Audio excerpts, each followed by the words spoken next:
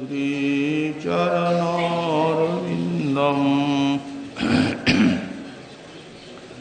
आजानुलम्बितभुजो कनकावदातो संकीर्तनैकपितरौ कमलायताक्षौ विश्वम्भरौ द्विजवरौ जुगधर्मपालौ वन्दे जगत्प्रियकरौ करुणावतारौ नमस्त्रिकालसत्याय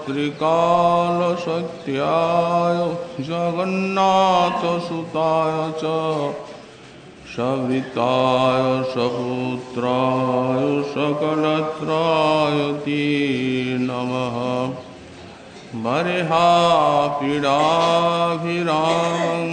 मृगमदतिलकं कुण्डलाक्रान्तगण्डां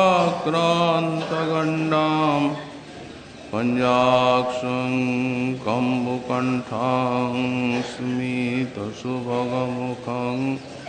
स्वाधुरीन्नष्टवीनुं श्यामं शान्तं त्रिभङ्गं रविकरवसनं भूषितं वैजयन्त्या वन्दे वृन्दावनस्थं युवति शतवृतं ब्रह्मगोपालवेशम् तप्तकाञ्चन गौरङ्गी राधे वृन्दावनेश्वरी वृषभानुसुते देवी तं नमामि हरिप्रिये मूकं करोति वाचालं पङ्गुं लङ्घयति गिरिं यत्कृपातमहं वन्दे परमानन्दमाधवम् वाञ्छाकल्पतरुभ्यश्च कृपासिन्धुभ्य एव च पतितानां पावनेभ्यो वैष्णवेभ्यो नमो नमः। हरिभक्ति पराजे च हरिनामपरायणा दुर्वृत्ता वा सुवृत्ता वा तेषां नित्यं नमो नमः। नमो धर्माय महते नमो कृष्णाय वेदसे ब्राह्मणे नमस्कृत्य धर्मान् मोक्षे सनातनान् नारायणं नमस्कृत्य नरं चैव नरोत्तमं देवीं सरस्वतीं व्यासं ततो जयो मुदिरये। जय रूप सनातन भट्ट रघुनाथ श्रीजीव गोपाल भट्ट दास रघुनाथ छय गोसाईर करे चरण वंदन जाति विघ्ननाश पुराण दुर्गमी पथिमेन्धस्य स्खलत्पादगतिर्मुहु सकृपा यष्टिदानेन सन्तः सन्तो वलम्बनम्।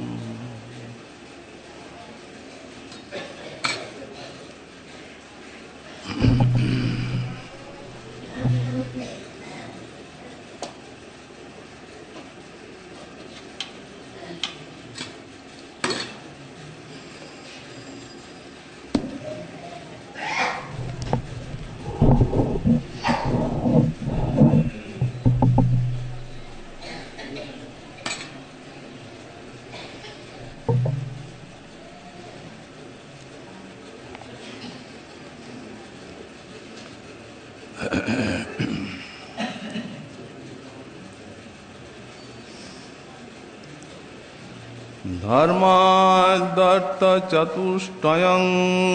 विजयतां किं तात वृथा वार्तया সৈকান্তেশ্বর ভক্তি যোগ পদবী ত্বরূপিতা মূর্ধনি যা বৃন্দাবন সীম্নি কাচন ঘনাশ্চর্যা কিশোরীমণি তৎকঙ্কর্য রসামৃতাতিহ পরম চিত্তে ন মে রোচতে। কলি পাবনাবতার শ্রী শ্রী গৌরাঙ্গ মহাপ্রভুর পরম অন্তরঙ্গ পার্ষদ পরম পূজ্যপাদ শ্রী শ্রীল প্রবোধানন্দ সরস্বতী চরণ তাঁর শ্রী শ্রী রাধারস সুধানিধি গ্রন্থে ৭৮ সংখ্যক শ্লোকে শ্রী শ্রী রাধারানীর পাদপদ্ম নিষ্ঠা প্রকাশ করতে গিয়ে বললেন, ধর্মার্থ চতুষ্টয়ং বিজয়তাং কিং তদ বৃথা বার্তয়া। এই যে ধর্ম, অর্থ, কাম, মুক্তি, এই যে চতুর্বর্গ বা 4 পুরুষার্থ, এদের জয় হোক, আমার কিন্তু এদের কথায় কোনো প্রয়োজন নেই। কিং তৎ বৃথা বার্তয়া, তৎ বৃথা বার্তয়া কিং শ্রীকান্তেশ্বর ভক্তি যুগ পদবী ত্বরূপিতা মূর্ধনি। ঐকান্ত ঈশ্বর ভক্তি যোগ পদবী তু মূর্ধনি আরোপিতা। আর ঐকান্তিক যে ওই ঈশ্বর ভক্তি যোগ পদবী, সে আমার মাথায় থাক। তাহলে আপনি কি চান? বলছেন, যা বৃন্দাবন সীমনি কাচন ঘনাশ্চর্যা কিশোরীমণি। ওই যে বৃন্দাবনের নিকুঞ্জ সীমায় কাচন ঘন আশ্চর্যা কিশোরীমণি রাধা, কোন ঘন আশ্চর্য স্বরূপা কিশোরীমণি শ্রী শ্রী রাধারানী তৎকঙ্কর্য রসামৃতা তিহ পরম চিত্তে ন মে রোচতে। তার কঙ্কর্য রসামৃত ব্যতিরেকে মে চিত্তে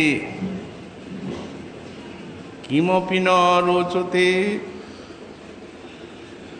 শ্রী রাধারানীর যে কঙ্কর্যামৃত সর্বোৎকৃষ্ট,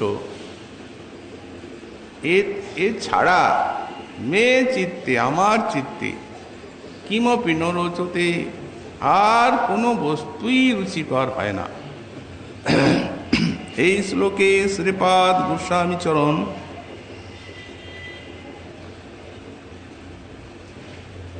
তাঁর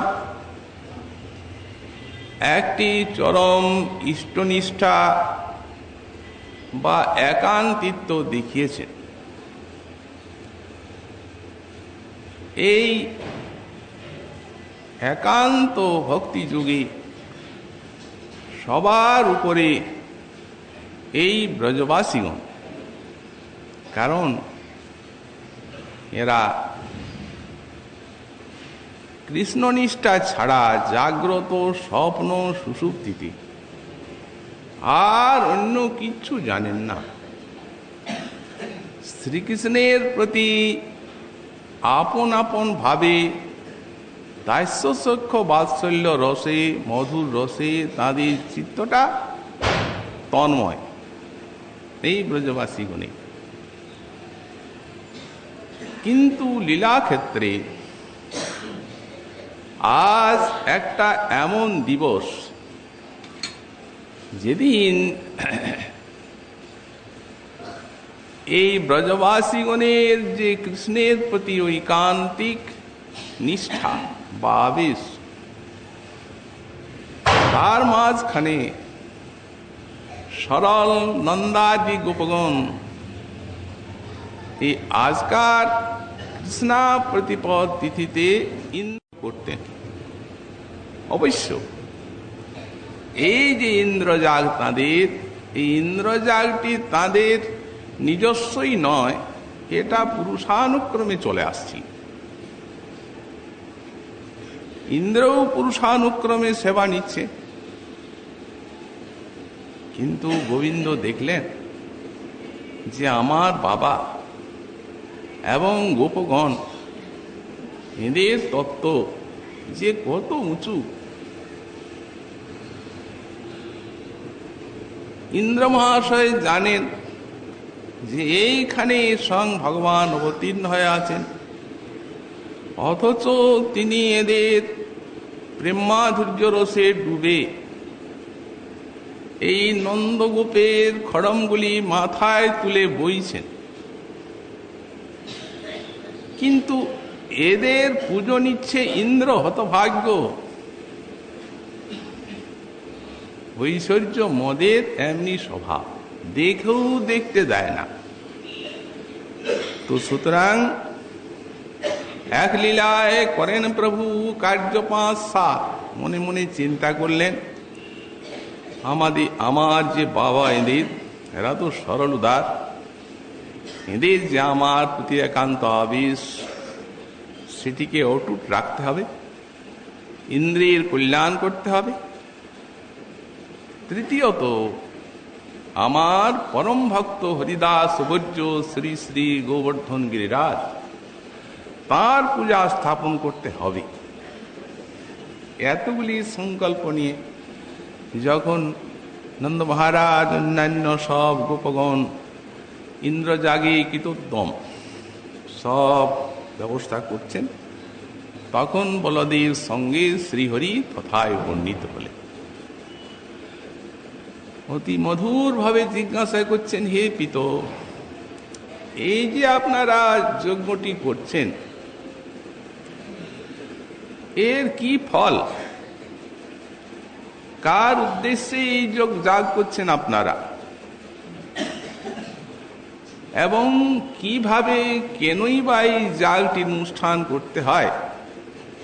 আমি শোনবার জন্য একান্ত পিপাসিত হয়ে গেছি। নন্দ মহারাজ কি জিজ্ঞাসা করছেন? মহারাজ নন্দ বাৎসল্য রসে ডোবা, 7 বছর বয়স। গোপালের সেই মধুর কথাগুলি, কথামৃত শ্রবণ করে আর তিনি অভিভূত হলেন। আহা, কি সুন্দর কথা বলছে আমার গোপাল। কিছুক্ষণ উত্তর দিলেন না। বাবা, আমাকে বলবেন না? দেখুন, যারা সাধু ব্যক্তি, তাদের কোনো কাজ গোপন থাকে না, বিশেষত যদিও বা উদাসীন এবং শত্রুর নিকটে গোপন করা যায়, কিন্তু আত্মবৎ সুহৃদগণের নিকটে গোপন করার কি আছে? আর এই সমস্ত কাজ পরে তো আমাকে করতে হবে। আপনারা যা করছেন তার তো একটা পুরুষানুক্রম আছে। তো এটা কিভাবে আপনারা করে আসছেন? এ কি আপনাদের সুবিচারিত? শাস্ত্রমত আদিক্রমে বিচারপূর্বক করছেন, না লৌকিকভাবে করে যাচ্ছেন? সুবিচারিত যদি কোনো কাজ না হয়, তাহলে সেটিতে উত্তম ফল পাওয়া যায় না। নন্দ মহারাজ ভাবছেন, আহা, নারায়ণের কি কৃপা, এই সব বুদ্ধি এতটুকু এক ফোঁটা ছেলে। স্নেহের সহিত বললেন, হে বৎস, এটা আমরা ইন্দ্র পুজো করি, এর নাম ইন্দ্র যাগ। ইন্দ্র জলাদি দেবতা, মেঘগুলি তার আত্মমূর্তি। অতএব মেঘ বর্ষণ করে, তাতে শস্য ফসল হয়। গাভীগুলির উপজীব্য হচ্ছে ঘাস এবং শস্যাদি। তো সুতরাং আমাদের বংশানুক্রমে এটা চলে আসছে, আমরাও করছি। এই জন্য যে পূর্বের থেকে যে বিষয় চলে আসছে সেটিকে কোনো ভয় মাৎসর্যাদি বশত ত্যাগ করা, এটা বুদ্ধিমানের কাজ নয়। অতএব জলাদি দেবতার সেবা, যে এই বৃহজবাদি ওই দেবতাই উৎপন্ন করছে, এর দ্বারা তার যাগ সম্পন্ন করলে দেবতারও প্রসন্নতা, আর মৃত্যুও সবার সুরক্ষিত থাকে। মহারাজ নন্দীর কথাগুলি শুনে ভগবান তিনি ইন্দ্র পূজা খণ্ডন করা তার উদ্দেশ্য। অতএব তিনি সাংখ্যমতকে অবলম্বন করে ইন্দ্র পূজা খণ্ডন করার জন্য বললেন। তো সে কি?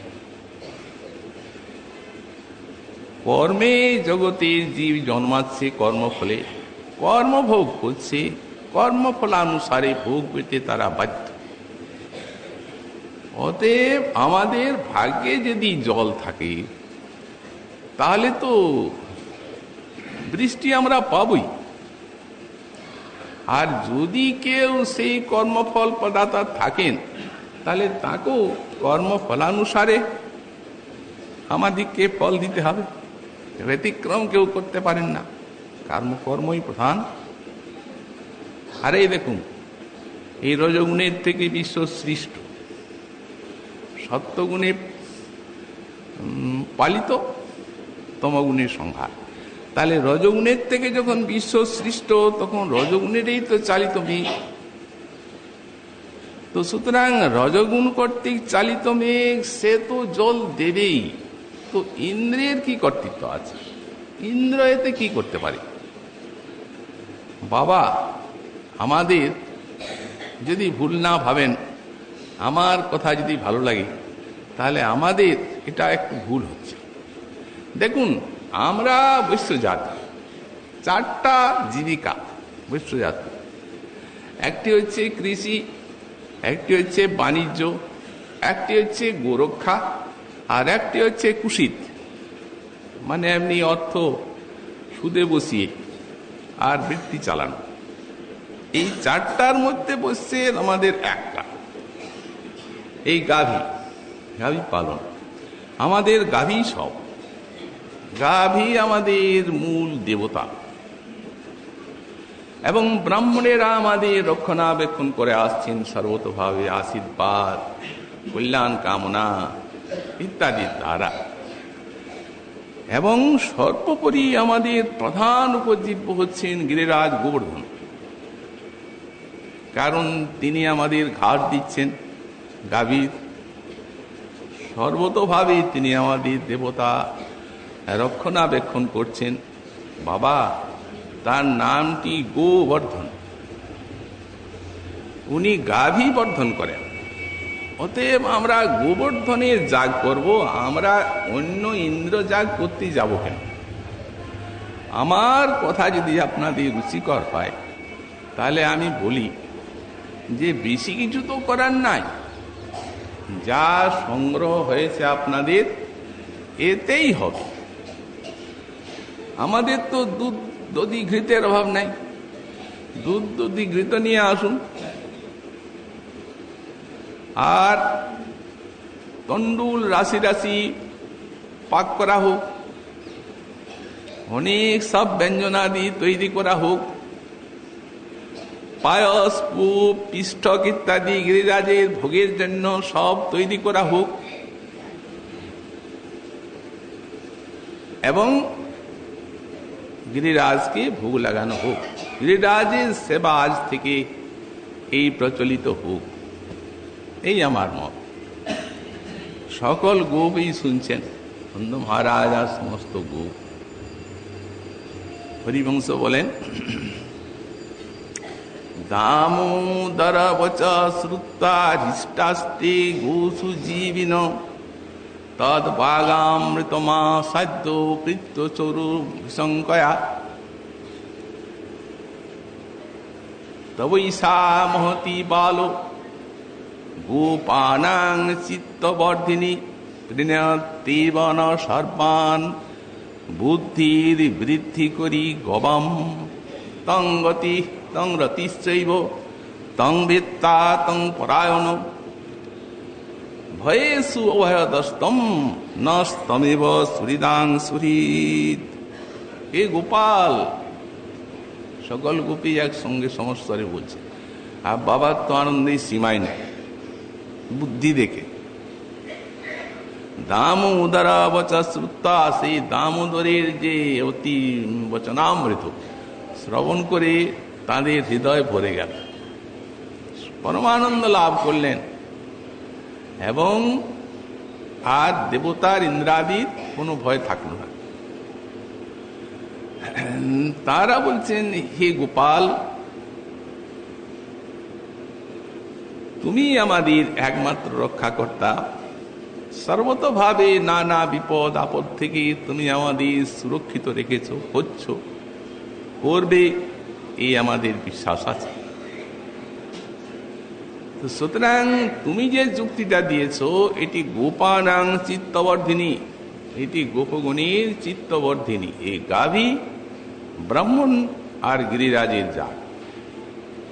ঋণয়াত্তেবন সর্বান বুদ্ধির বৃদ্ধি করি গবাম, আমাদের সকলকে পরমানন্দ দান করছে এবং গাভীগুলির বর্ধনকারী। তুমি আমাদের গতি, তুমি আমাদের, তোমাতেই আমাদের রতি, তুমি আমাদের ভালো মন্দ জানো, আমরা তোমারই আশ্রিত, সর্বতভাবে তোমাকেই আমরা জানি। আমরা গিরিরাজে জাগি করি, এমন একটা উদ্যম নূতন সব গোপগণের চিত্তে জাগলো, যেটা কোনোদিন তাদের চিত্তে এই ইন্দ্র পূজাতে আসে নাই। হরিবংশে বর্ণিত আছে, ভাগবতী সংকীর্ত, তাহলেও মাদি শ্রীজীব গোস্বামী পাদ তাঁর শ্রী গোপাল সম্ভূতি বিবৃতি দিয়েছেন ভালো। আবার গর্গ সংহিতাতে শ্রী নারদ ঋষি মহারাজ বহুলাস্যকে বলেছেন এই গিরিরাজ যাগের কথা বিস্তারিতভাবে। আমরা তার থেকে সংক্ষিপ্তভাবে সার অংশগুলি উদ্ধৃত করে আর বলছি। মহারাজ একটা নূতন উদ্যম, সুতরাং ওই বিশাল হস্তিপৃষ্ঠে আরোহণ করলেন কৃষ্ণকে আর বলদেবকে নিয়ে। সোনার শিকল দেওয়া হস্তি, তারপরে সেই প্রকারে বিশ্বভানু রাজা, সেই রূপ চন্দ্রভানু রাজা সকলেই গিরিরাজ তটে আগমন করলেন। শ্রী নারদ বলছেন, হে মহারাজ বহুলাস্যকে, আমি আবার বিষয়টাকে সর্বত্র অনেক প্রচার করলাম। প্রথমে মহাদেবের নিকটে গেলাম, দেবাদিদেব বৃন্দাবনের কিছু খবর জানেন? বললেন, দেবর্ষি তা তো কিছু জানি না। বলে, আরে কি করেন আপনি? ভগবান গিরিরাজের যজ্ঞ আরম্ভ করছেন আজই, বিলম্ব করবেন না, খুব দেখার মতো একটা জিনিস, অতএব শীঘ্র চলুন। তখন শ্রীমন মহাদেব খুব করে ভাং খেলেন, ধুতুরা খেলেন, কিছুটা বেশি করে বিষপান করলেন। গিরিজানন্দিনীকে সঙ্গে নিয়ে সেই বৃষের পৃষ্ঠে আরোহণ করে আর ওই আকাশে গিরিরাজের জাগ দেখবেন। গিরিরাজের যজ্ঞের কথা শুনে হিমাচল, সুমেরু পর্বত, বিন্ধ্য পর্বত, এরা সব মনুষ্যের আকৃতি ধারণ করে নানা মণি মাণিক্য রত্ন উপহার নিয়ে গিরিরাজের তটে। আর গিরিরাজ শত শত স্বর্ণ শৃঙ্গ প্রকাশ করলেন, মণি মাণিক্য খচিত স্বর্ণ শৃঙ্গ, বিশাল সেই গিরিরাজ। স্বীয় স্বরূপ প্রকাশ করলেন, বিরাজ করছেন।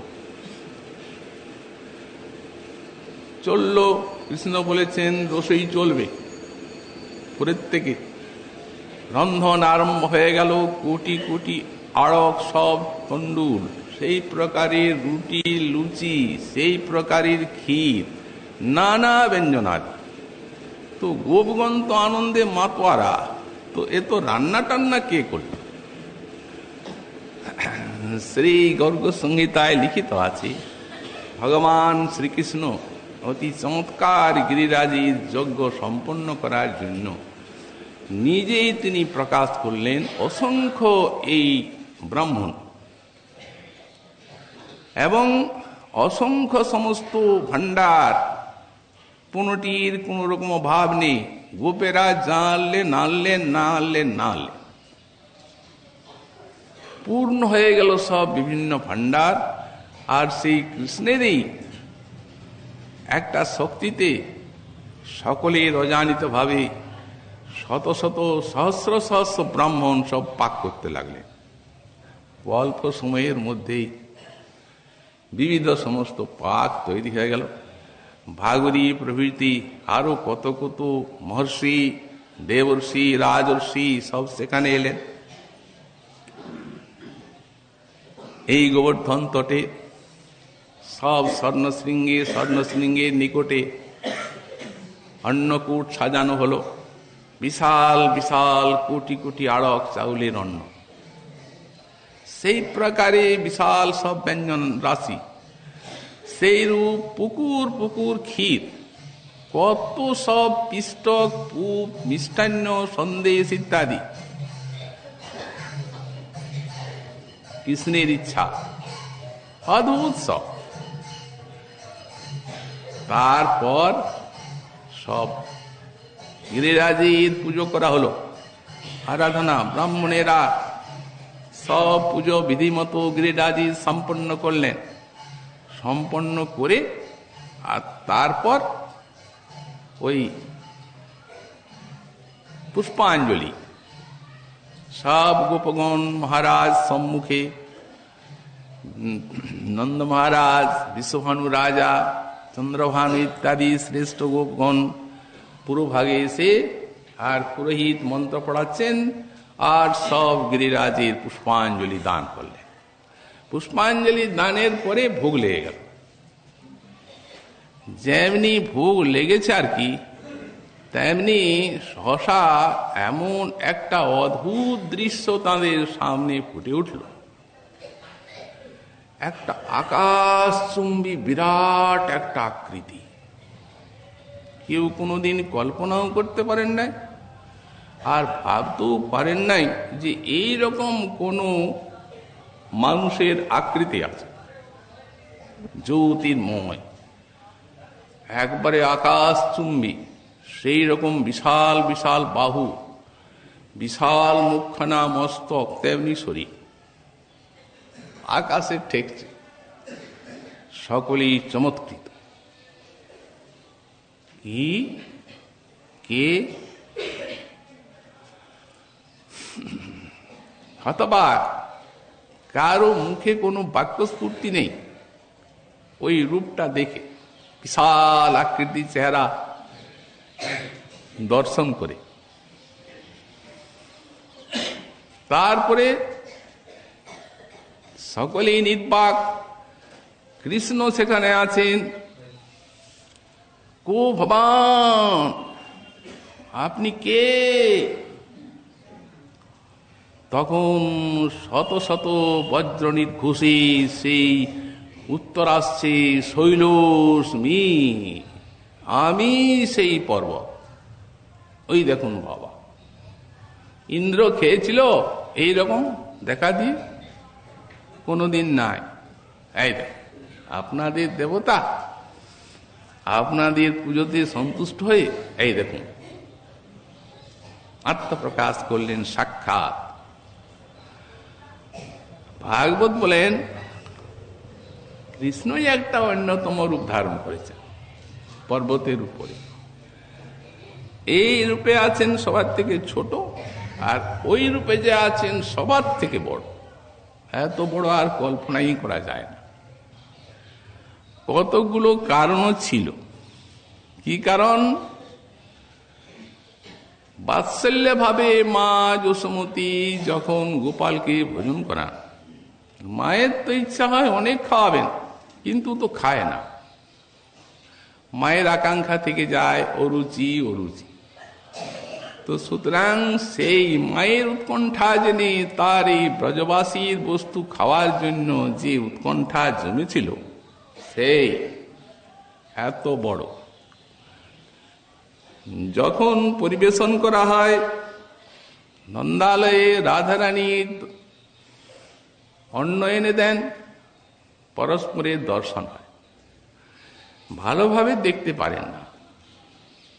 মা আছেন সেখানে, রোহিণী মা, আর রাধারানীর এত বড় লম্বা ঘুমটা, কি করে দেখবেন ভালো করে? অতএব ওই যে জমাট বেঁধেছিল রাধারানীর দর্শনের আকাঙ্ক্ষাটা, এখন তো কোনো বাধা নাই, রাধাও দেখবেন ইচ্ছা মতো, আর আমিও দেখব। এইটা ছোট আর সেইটা বড়, এই রূপ বিভিন্ন কারণে কৃষ্ণ স্বয়ং আর এই গোবর্ধন যজ্ঞিতাদি নিষ্ঠা জাগানোটি হচ্ছে মূল ব্যাপার। তারপরে ভোগ তো লাগিয়ে দেওয়া হয়েছে, আরম্ভ হলো ভোজন। তো সে কি ভোজন? একবারে সেই যে রাশি রাশি অন্নকূট, পাহাড়ের মতো অন্ন, স্তূপীকৃত কোটি কোটি আড়ক চাউলের অন্ন, সেই অন্নে সমস্ত ডাল ব্যঞ্জন দিচ্ছেন। তাল গাছের মতো মতো একটা আঙুল, বিশাল বিশাল হাত এইখানে দিয়ে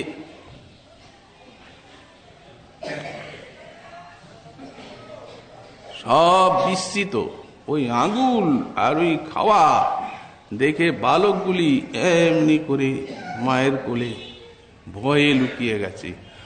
আর যুবক যারা, তাদের হাসি আনন্দের সীমা নাই, আর বৃদ্ধগুলি চমৎকার হয়ে দেখছে। কি শ্রীমজ্জীব গোস্বাই পাদ বলেন, চড়াই পাখি দেখেছেন তো? স্বর্ণ শৃঙ্গে শৃঙ্গে শৃঙ্গে থরে থরে সাজানো সেই অন্নকূট, অভাব তো কিছু নাই। তো বললেন, যেমন চড়াই পাখি কোনো একটা শস্য থাকলে ওই লাভ দিয়ে যায়, টুক করে খেয়ে দেয়। বললেন তেমনি এক একটা শৃঙ্গে সেই মূর্তি লাভ দিয়ে যাচ্ছে না, ওখানে যে সাজানো আছে খেয়ে দিচ্ছে। সন্দেশ রাশি রাশি, এইরকম নয়, পুকুর পুকুর ক্ষীর মুখ দিয়ে শেষ করে দিচ্ছে।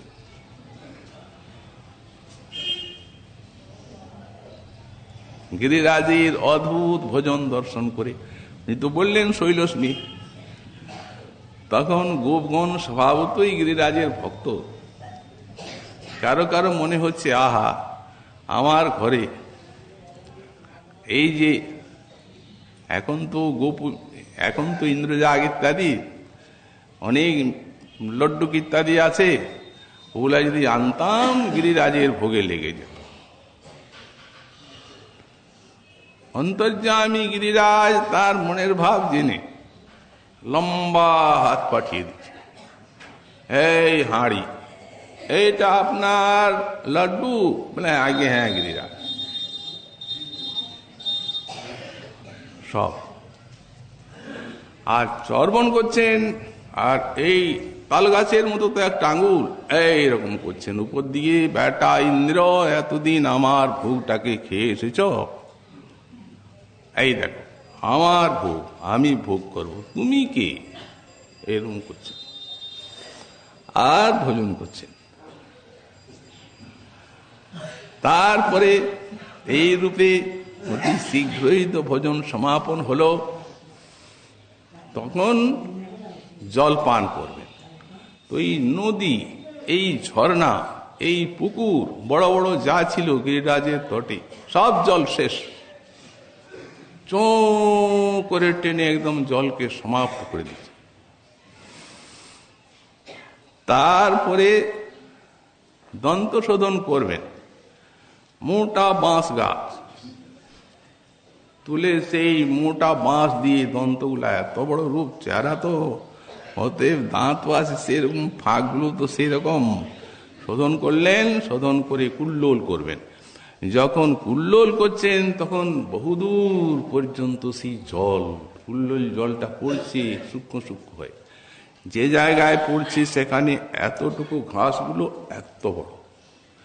কৃষ্ণ বলছেন, দেখছেন তো বাবা, আরে ঘাসের জন্য আপনি চিন্তা করেন। এই দেখুন গিরিরাজ দেখিয়ে দিচ্ছেন, যার কুল্লোল জলে এত ঘাসের বৃদ্ধি, তিনি আপনার গাভীকে কিভাবে পোষণ করবেন বুঝতেই তো পারছেন।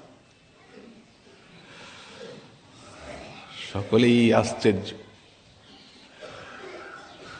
বাবা এরপর তাম্বুল দিতে হবে।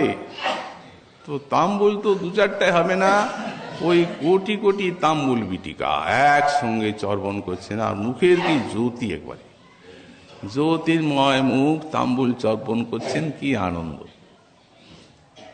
আজই গোপগণিত প্রদত্ত বস্তু পক্ষণ করে। বাবা এরপর আরতি। তো আরতি, এত বড় মূর্তির বাবা আরতি কি করে হয়? মানে বড় বড় মশাল জ্বালান, ও প্রদীপের কর্ম নয়। বড় বড় সব মশাল জানাল হলো, আর হাজার হাজার মশাল দিয়ে গিরিরাজের আরতি হলো।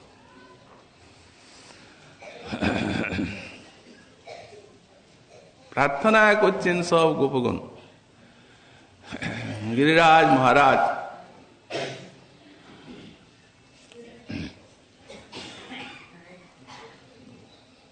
আমরা আপনার আশ্রিত, আমরা আপনার ভক্ত, আপনি আমাদের দেবতা, আমরা আর অন্য কাউকে জানি না।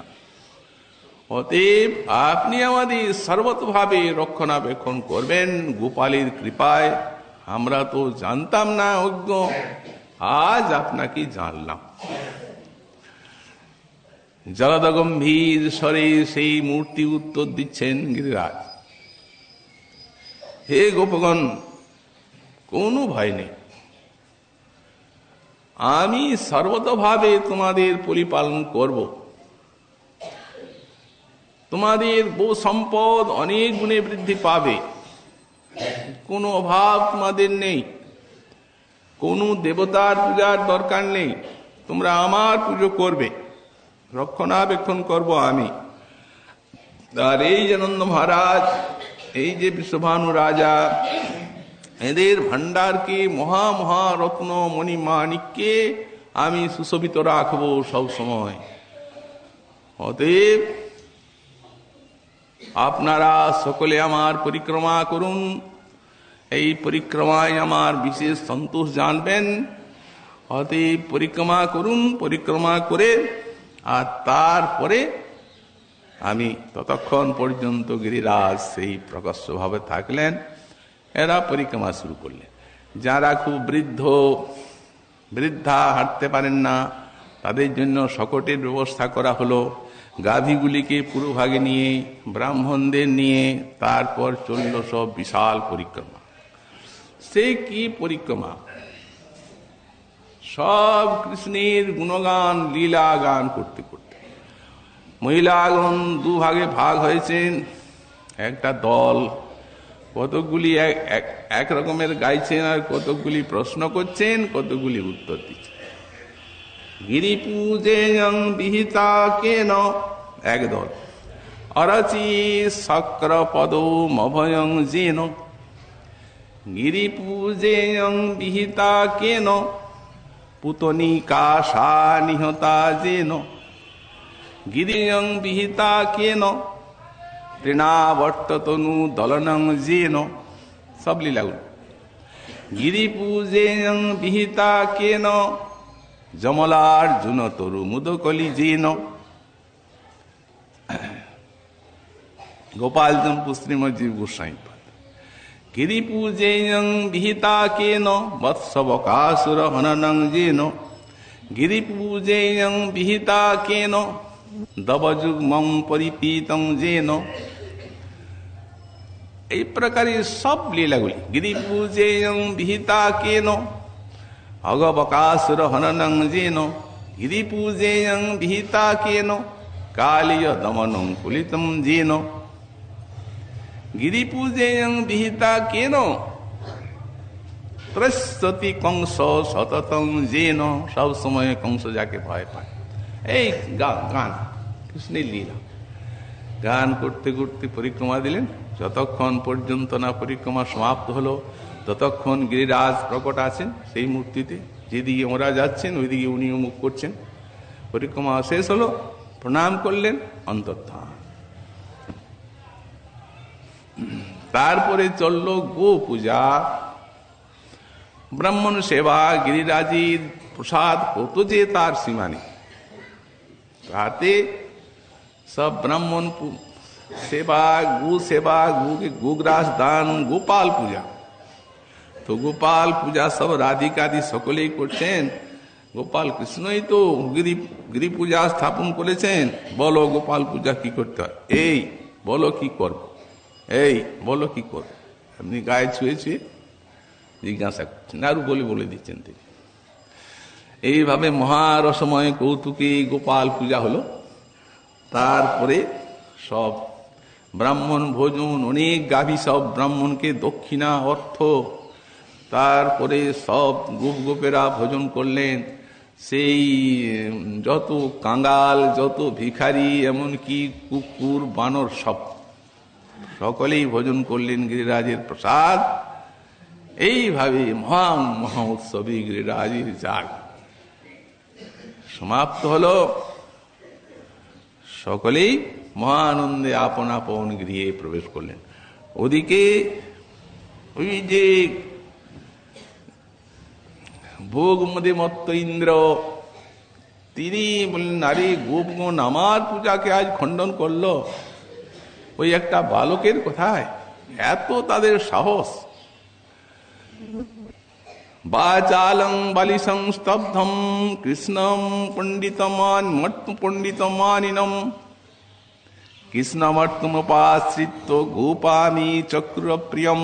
আজ গোপগণ আমার অপ্রিয় কাজ করলো, আমার পূজাকে খণ্ডন করে দিল। যে কৃষ্ণ বাচাল, বালিশ, কিছুই জানে না, অনেক কথা বলে, স্তব্ধ, কাউকে কিছু মানে না, অজ্ঞ, নিজেকে পণ্ডিত বলে মনে করে, মর্ত মরণশীল একটা বালক, তার কোথায় ভরসা করে। সরস্বতী দেবী বললেন, তুমি মরগে যাও বাবা, আমি মরবো কেন। উনি নিজের অর্থ রাখলেন, বাচালম বেদ বক্তা বালিসম তথাপি অতি সরলদার। অজ্ঞ ন অজ্ঞ যস্মাৎ, যার থেকে আর বড় জ্ঞানী বিশ্বে কেউ নেই। অখিল বেদবিদ পণ্ডিত মানিনং, পণ্ডিত গুণ যাকে মান প্রদান করে থাকেন। মর্তম তথাপি সাং ভগবান হয়ু, এই নরাকৃতি পরব্রহ্ম, এইরূপ সরস্বতীর অর্থ। তারপর সম্বর্তক মেঘগণকে পাঠিয়ে দিল ব্রজ ধ্বংস করার জন্য। সেই মেঘ এমন ভাবে বৃষ্টি শুরু করলো, আর তেমনি বজ্রপাত ঘনে ঘনে, সারা গোকুল একবারে ভেসে যেতে লাগলো। সব গোকুলবাসী তারা মনে করলেন ইন্দ্রের যাগ খণ্ডন করে এইটি হলো। কাঁপতে কাঁপতে সব কৃষ্ণের চরণে যে উপনীত হলেন। কৃষ্ণ মনে মনে চিন্তা করলেন, ও সেই ইন্দ্র দেবতা, আচ্ছা দাঁড়াও। ইচ্ছা করলে তিনি তার হস্ত তাকে কুণ্ঠিত সব প্রকারই পরাহত করতে পারতেন, কিন্তু গর্বটা খণ্ডনের জন্য আমি নিজের আত্মযোগের দ্বারা আমার গোপগণকে রক্ষা করব। গিরিরাজ ধারণ লীলা আছে, লীলা করতে হবে। চলেন চলেন, যে গিরিরাজের সেবা করেছি সেই গিরিরাজ কথা দিয়েছেন সব আপদ বিপদে রক্ষা করবেন, তার চরণে যাও। গিরিরাজের তটে এসে আজ যেমন বালক একটা হাতে ছাতিকে অনায়াসে ধরে, তেমনি গিরিরাজকে উৎপাটন করে একটা আঙুলি। আসেন আসেন মাতা পিতা, ভয় করবেন না, এখানে আমি যে জায়গা করেছি তাতে সারা বিশ্বের স্থান হবে, আপনাদের আর কি আছে। ব্রজভূমি ব্যাপক, সব অকুত ভয়ী কৃষ্ণের প্রভাব দেখে যেজন হাতে গিরিরাজকে এত বড় পাঠ তোলে, অচিন্ত শক্তি, তার কথায় সকলেই প্রবেশ করলেন। তাদের ধারণা তো আর সে নয়। গিরিরাজ বলেছেন আমি তোমাদের রক্ষা করব, তাই আমার গোপালের হাতে গিরিরাজ স্বয়ং নিজের শক্তিতে উঠে আছে, ভয় নাই, চলো। সব অবস্থান করতে লাগলেন 7 দিন রাত। ক্ষুধা নাই, খাদ্য নাই, কিচ্ছু নেই। সেই গিরিধর খাপ, সেই মুখপদ্মে সকলেই দৃষ্টি দিয়েছেন। গাভীগুলা পর্যন্ত খাবার চায় না, সেই মুখকমল মধু পান করে সকলেই পরম পরিতৃপ্ত। আর আত্মীয় স্বজনের তো কোথায় নেই, কিন্তু বাৎসল্যবতী মা তিনি গোপালের ভোজন ভুলতে পারেন নাই। উনি ওই নবনীত দিচ্ছেন, গোপালের মুখে তুলে মুখটাকে মুছাচ্ছেন। দেখো মহারাজ, আরে আমার গোপাল এতক্ষণ পাহাড়টা ধরে আছে, তোমরা এত বড় বড় গোপ, অতএব আমার গোপালকে তো একটু ছাড়িয়ে দাও, পাহাড়টা ধরো না, আমি একটু গোপালকে স্তন্যপান করাই। তো সব লাঠি দিয়েছে নিচে, গোপাল ছেড়ে দে যা মায়ের কোলে। গোপাল হাসছেন, বলছেন বাবা কি বলছি জানো গিরিরাজ আমাকে? দেখ গোপাল, তুই আমার পুজো করেছিস, থাকবো তো তোরই হাতে থাক, আর তুই যদি ছেড়ে দিস না হুড়মুড় করে পড়ে যাও বাবা, তাহলে কি অবস্থা আমাদের হবে বলো? অতএব বাবা থাক, কোনো অসুবিধা নেই আমার। শকাগণু বলছেন ভাই একটু সুবলকে পাহাড়টা দে না। ওদের মনে ধারণা যার সঙ্গে খেলায় হেরে যায়, এই পারলে ও পারবে না, একটু হাতটা অন্তত তো টিপে দিব।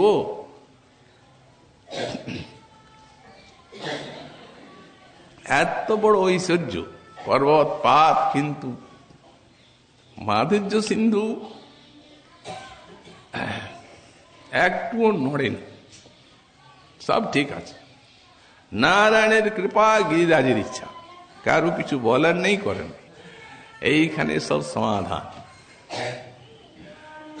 7 দিন 7 রাত, আর 4 দিকে ওই যে অনন্তদ্বীপ প্রসারিত হয়ে, যাতে জল না ঢুকে, যেখানে উঁচু উঁচু একটা প্রস্তর খসে পড়েছে, তার উপরে সমস্ত আছে। দিব্যি নাচ গান হচ্ছে, কোনো ব্যাপার নেই। ইন্দ্র মনে মনে করছেন ডুবে ভেসে গেল সব। দুধ পাঠাচ্ছেন, অনেক বায়ু তো 49, ওই যাও না দেখো বৃন্দাবন ডুবে সব ভেসে ভেসে শেষ হয়ে গেল। তো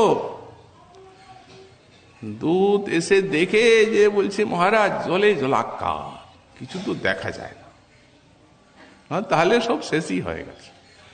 কিন্তু মহারাজ একটা দেখলাম, এই যে গোবর্ধন পাহাড়টা, এটা ভীষণ উঁচু হয়ে আছে, এত উঁচু তো দেখি নাই। বুঝতে পারছো না বেটা, আমার খাবারগুলো সব খেয়েছে তো পেটটা বড় হয়ে গেছে না, এত খাবার খেয়েছে, উঁচু তো হবেই। তথাপি যখন তোমরা বলছো, তখন নিঃসন্দেহে যাও ওই গোবর্ধনের চারদিকে দেখো কিছু সেখানে আছে কিনা।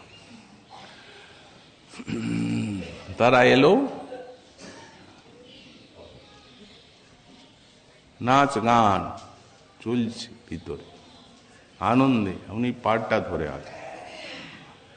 মহারাজ কিছুই হয় নাই। কেন বললেন? ওই পাহাড়টার নিচে সব আনন্দে গান বাজনা করছে, জানেন। আর আমার মনে হলো দেখে যে বোধহয় ওই যে কৃষ্ণ পাহাড়টাকে ধরে আছে, এরকম দেখতে পেলাম। আরে বোকা তুমি, হাতে পাহাড় ধরা যায়। আমারই ভুল হয়েছে, যখন পর্বতগুলানের পাখা কাটি তখন হয়তো বেটা খালাস পেয়ে গেছে, পাখা আছে বোধহয়, খেয়েছে তো, এই জন্য পাখা নিয়ে আর সেইখানে তাদেরকে রক্ষা করছে। আমি যাচ্ছি, চল। বারবার বারবার বজ্রপাত করব, পাখাগুলাকে কেটে দিব, তখন ধপাস সব শেষ। এছাড়া এইটি ভালোই হয়েছে, খুব ভালো যে এক জায়গায় সবগুলাকে নিধন করার সুবিধা সুযোগ হয়ে গেছে। ওই বারবার বারবার বারবার বারবার পর্বত নিক্ষেপ, ওই বজ্র নিক্ষেপ পর্বতের উপরে, যাও এতক্ষণ পর্বত বুঝি রেণু রেণু হয়ে আর আমার বন্যার জলে ভেসে গেল, দেখে এসো। আবার এসে দেখে যে আর দূত বলছে, মহারাজ এত যে বজ্রপাত করলেন, কোথায় গিরিরাজের পাখা আমরা তো দেখতে পাই নাই, কিন্তু গিরিরাজের উপরে যে একটা পিঁপড়ে গুলা চলছে একটাও মরে নাই, আর গিরিরাজের গাছে যে সমস্ত পাতাগুলা আছে একটাও ফেটে যায় নাই, সবগুলা ঠিক আছে। সব ব্যর্থই হয়ে গেল আমার। দেখেন আমাদের গর্গ সংহিতায় বর্ণিত আছে, শ্রীকৃষ্ণের আদেশে ওই তখন সুদর্শন চক্র 7 দিন হয়ে গেল, মেঘগুলাকে ছিন্ন ভিন্ন করে তারপরে একেবারে সব স্তব্ধ করে দিলেন, যাতে মেঘ আর ওখানে থাকতে না পারে। এই অবস্থা দেখে আর বুঝলাম বুঝলাম কৃষ্ণ ভগবান ঈশ্বর অবতীর, চলো চলো পালাও পালাও পালাও পালাও, সব পালিয়ে গেল। পরিষ্কার সূর্যের উদয় হয়ে গেল চারদিকে, আর কোনো বাদল নেই, কিচ্ছু নেই, নির্মল আকাশ। বাবা মা সব ব্রজবাসী চলুন চলুন, বের হন, পরিষ্কার, আর কিছু আপদ নাই। সকলেই বের হলেন সেই গিরিরাজের তলদেশ থেকে। তারপরে গোপাল তুই যাবি না, আমি তো, আপনারা বের হবেন তবে তো, আমার জন্য চিন্তা নাই, আমি যেমন তুলেছি তেমনি রেখে দেব একে। তারপরে যেখান থেকে যেভাবে তুলেছিলেন সেইভাবে সস্থানে রেখে দিলেন। গোপালকে সকলে আলিঙ্গন করে আর ব্রাহ্মণেরা আশীর্বাদ দিয়ে কি আনন্দ, বৃন্দাবন সাপ। এত 7 দিন 7 রাত জল হলো তো, আর হাতির মতো এক একটা করে বুঁদ, এরকম ফোঁটা তো নাই, একটা হাতির মতো একটা ফোঁটা। সুতরাং পরিষ্কার হয়ে গেল একবারে। এখন তো ভগবান এইখানে তো অনেক অসুর মেরেছেন যতগুলো, আর তারপরে তো এরপরে রাসলীলা হতে সেই সর্বলীলা মুকুটমণি এই রাসলীলার করার আগে একবার ধুইয়ে নিলেন সবটাকে সাফ করে, যাও, তাহলে রাসলীলা তো আর হয় না। রাসলীলা করবেন বলে পরিষ্কার। ওদিকে ইন্দ্র চলে গেল ব্রহ্মার কাছে, জায়গা নেই। ব্রহ্মা বললে, যাও, তোমার মতো ব্যক্তির মুখ দেখতে নেই, তোমার 1000টা চোখ আছে কিন্তু তুমি কানা, তুমি কিচ্ছু দেখো নাই। দেখছো এখানে ভগবানের লীলা রোজি, অথচ তার সঙ্গে লড়াই করতে যাচ্ছ। আমি পারবো না বাবা, তোমাকে বারে বারে যা খুশি করা যাক। কোথায় যাব, আপনার চরণ একটা যুক্তি তো দেবেন। যুক্তি আর কি আছে, তোমার মতো অপরাধীকে দেখলে মহা বিপদ। তবে হ্যাঁ, যখন কান্নাকাটি করছো, গোপাল গাভীকে খুব প্রীতি করেন, গোমাতাকে সাথে নিয়ে যাও, ক্ষমা চাও, স্তব স্তুতি করো, ক্ষমা করতেও পারে। ক্ষুদ্র জীব, তিনি স্বয়ং ভগবান, তারা তো কত কিছুই তার চরণে অপরাধ করবে। তারপরে সেই গোমাতাকে নিয়ে এলেন, গোমাতা অভিষেক করলেন। ইন্দ্র ঐরাবতীর দ্বারা স্বর্গগঙ্গার জলে অভিষেক করলেন। ভগবান যেন তাকে কৃপা করার জন্য ওই সেই স্থানে একা অবস্থান করছিলেন। তখন স্তব স্তুতি করলেন। ভগবান বললেন, হ্যাঁ যাও, স্বাধিকারে থেকে আর স্বর্গরাজ্য পালন করো, অনুশাসনে থেকে। কৃপা করে এত কিছু কথা বলে। তো সুতরাং ব্রহ্মা এত কিছু স্তুতি করলেন, ইন্দ্রের থেকে অনেক বড়, অপরাধটাও ছোট ইন্দ্রের থেকে, কিন্তু ব্রহ্মাকে কিছুই বললেন না, একটা শব্দও নেই। আর একে কৃপা করার জন্য যেন একা বসেছিলেন গিরিরাজের উপরে, অনেক স্তব স্তুতি করলেন, শুনলেন, অনেক কথাও বললেন। তো সুতরাং এর অর্থ তো কিছু বোঝা গেল না। বললেন অর্থই আর এই যে প্রাণ সম সব গোপালকগণকে ব্রহ্মা দূরে সরিয়ে দিয়েছিলেন, সরাতে পারেন নাই, ওটা ওনারই প্রেরণা, তাও দেখালেন, দূরে সরিয়ে দিয়েছিলেন, এই জন্য কথা নাই। আর ইনি এক জায়গায় এনে দিয়েছিলেন, 7 দিন 7 রাত দেখলেন রাধারানী সব গোপীগণকে, সব গোপগণকে এক জায়গায়, এটা কি কম সৌভাগ্য? ওতে মনে করলেন এই সেবা। সর্বোপরি তিনি বাধা না দিলে এই গিরিরাজ ধারণ কখনো সম্ভবপর ছিল না। এটা একটা বিশেষ লীলা, গোবর্ধন ধারণ লীলা। এই জন্যই তার উপরে এত প্রসন্নতা। সেই লীলা আজই লীলা, সেই অন্নকূট বৎসর বৎসর প্রতি বৎসর অনুষ্ঠিত হয়ে থাকেন, এবং অনুষ্ঠাতা যারা গিরিরাজের আরাধনা করে তার কৃপা আশীর্বাদ লাভ করে ধন্য হন, তার মহাপ্রভুর কৃপা হলে আগামীকাল আবার এই শ্লোকের ব্যাখ্যা আমরা সাধন করব। আজকে আমাদের শ্রী রাধার কথার এখানেই বিশ্রাম হলো।